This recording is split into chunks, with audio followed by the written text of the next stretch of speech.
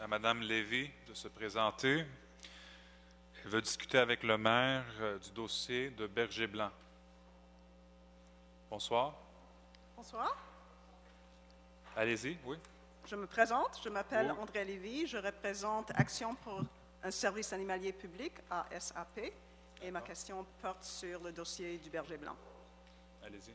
Alors, suivant l'émission Enquête sur le berger blanc à Radio-Canada le 21 avril, Richard Deschamps a annoncé que la Ville de Montréal mettait en place des mesures provisoires pour mieux surveiller le fonctionnement du berger blanc jusqu'à ce que le comité d'experts puisse soumettre ses recommandations concernant la politique de la Ville en matière des services animaliers. Ces mesures provisoires comprenaient l'encadrement des actes d'euthanasie dans la présence d'un représentant de la Ville, la réorganisation du système de surveillance vidéo, l'entreposage et le contrôle de l'utilisation des barbituriques, le contrôle de la réception et de l'identification des animaux, le respect du temps de séjour des animaux avant l'adoption ou l'euthanasie.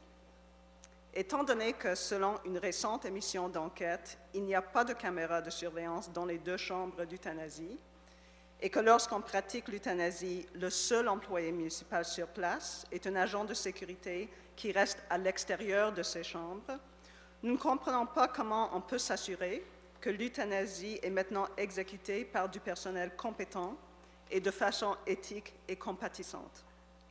Puisque de plus, on s'est déjà fait dire que les citoyens et citoyennes n'ont aucun droit d'accès aux bandes vidéo de surveillance parce qu'il s'agit d'une entreprise privée, nous aimerions savoir quelles informations concernant le processus de surveillance sont disponibles aux membres du public.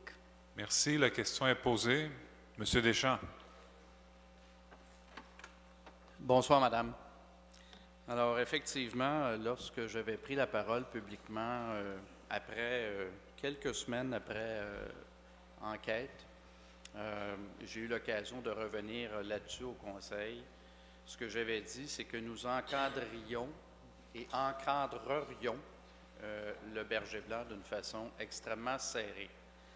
Je peux vous dire qu'en fonction des actes d'euthanasie, puisque c'est là votre question, les euthanasies sont exécutées par un vétérinaire qui est soumis, je pense, à un code de déontologie en fonction de son ordre professionnel. Il y a maintenant 2 chambres d'euthanasie au berger blanc, une pour les chiens, une pour les chats. Les caméras vidéo ont toutes été réorganisées de façon à ce que nous puissions voir qui a accès et qui n'a pas accès aux endroits où se pratiquent les euthanasies. Et tout ça est fait avec rigueur maintenant. Et les animaux euthanasiés sont maintenant incinérés, ce qui n'était pas le cas lors de l'enquête, de l'enquête effectuée par l'émission Enquête. Alors, il y a eu plusieurs autres actions. Il y a des représentants de la Ville qui vont de façon inopinée, c'est-à-dire au hasard, en fonction d'une cédule préétablie, qui continue de surveiller ce que le berger blanc fait. Il y a un contrôle très grand. En fait, c'est cadenassé au niveau des barbituriques qui sont utilisés dans le cas des euthanasies. Et tout ça est sous le contrôle du vétérinaire. Comme je l'ai mentionné, il y a eu une réorganisation des systèmes de caméras, acquisition d'un lecteur universel de micropuces. En terminant. Beaucoup d'autres actions. Donc, vous pouvez être assuré, Madame, que nous suivons encore une fois la situation de très près et que les actes d'euthanasie, qui malheureusement sont encore trop fréquents, sont faits avec le plus grand professionnalisme et la plus grande compassion possible envers les animaux. Merci, Monsieur Deschamps. Votre sous-question, Mme Lévy. À part l'agent de sécurité, combien de représentants de la Ville de Montréal ont rendu visite au berger blanc et à quelle fréquence sont-ils allés? D'accord. La question est posée, Monsieur Deschamps. Alors, je ne peux pas vous donner le nombre exact.